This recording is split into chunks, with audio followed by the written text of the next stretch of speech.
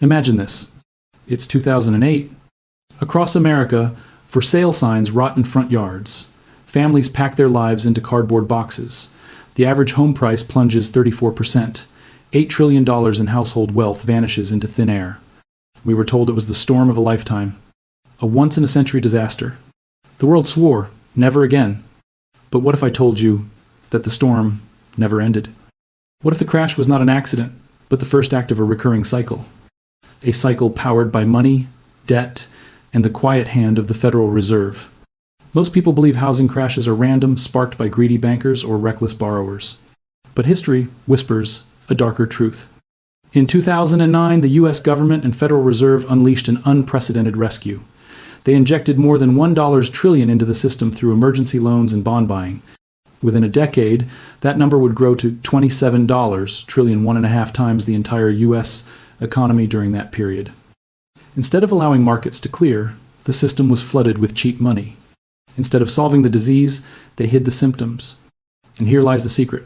Every crash is not just about homes. It is about credit itself, the very engine that powers the illusion of wealth. The crash of 2008 was never truly resolved.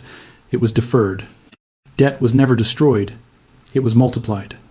And the housing market, rather than being healed, was reinflated into the longest, most dangerous bubble in modern history.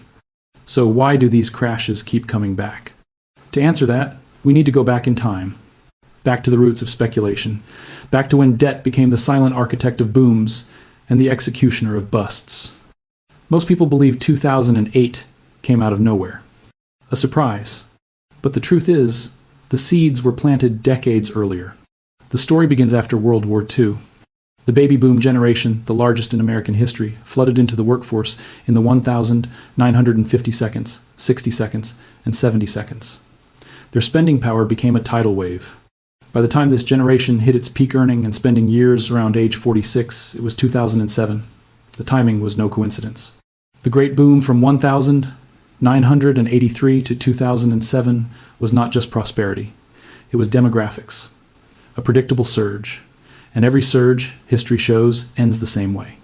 But the stage was set for something bigger.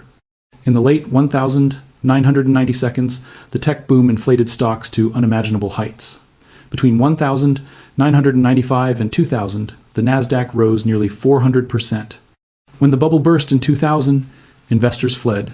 Where did their money go? Into real estate. From 2000 to 2006, U.S. home prices doubled. Mortgage lenders fueled the frenzy with a dangerous innovation. Ninja loans, no income, no job, no assets required. At the peak, banks were offering zero-down mortgages, sometimes even more than 100% of the home's value. Compare that to the 1,920 seconds. Back then, a mortgage required 50% down and had to be paid off within 5 years. Speculation was nearly impossible. That's why in the Great Depression, real estate only fell about 26%, while stocks collapsed nearly 90%. But in the 2000s, the rules had been rewritten. Banks, backed by government guarantees, encouraged debt like never before. Real estate became the new casino. When the bubble burst in 2008, it was devastating. Yet in many ways, it was the natural correction markets had been demanding. Housing fell 34% nationwide. High-end homes fell more than 50%.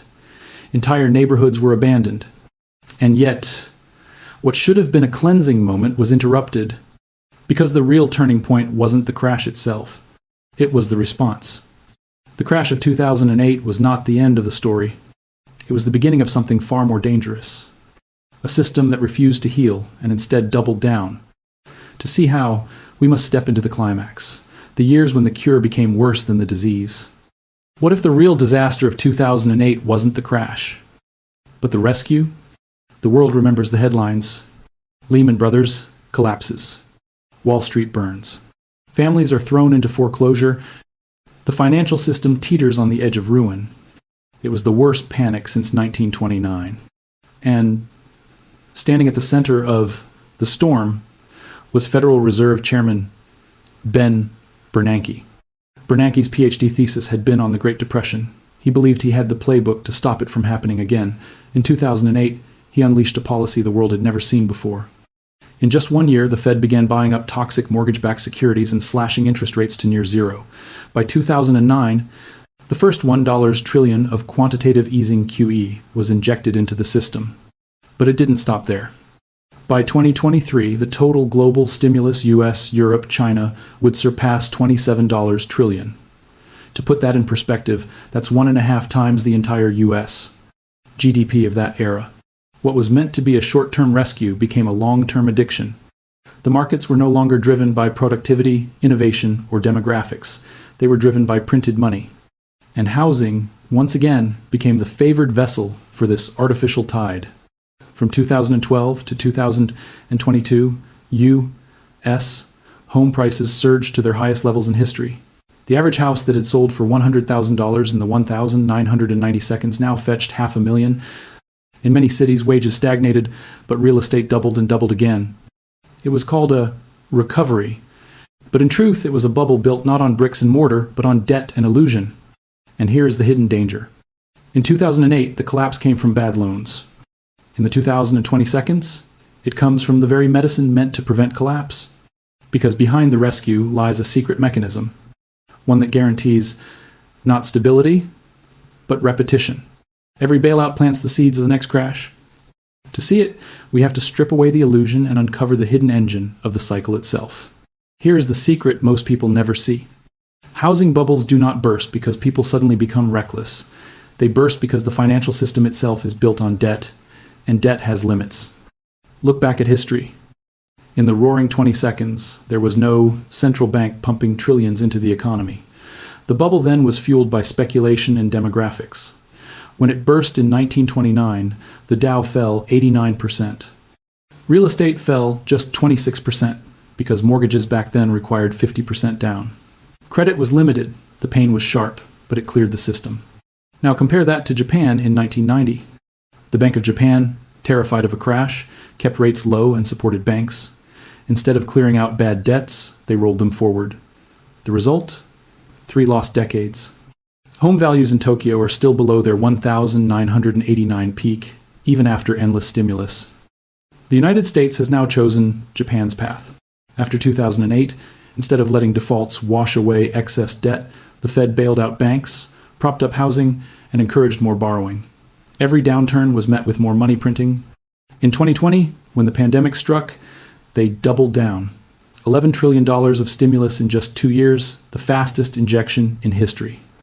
Mortgage rates plunged to historic lows, some under 3%. Buyers rushed back in, home prices exploded again.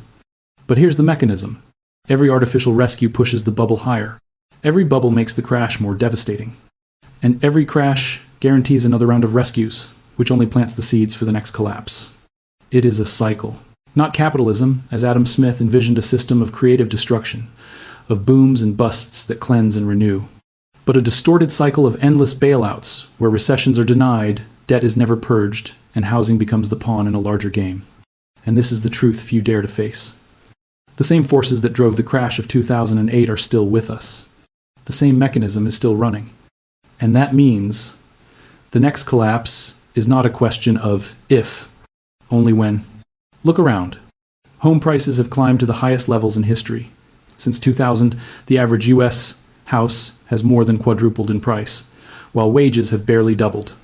The gap between income and housing affordability has never been wider.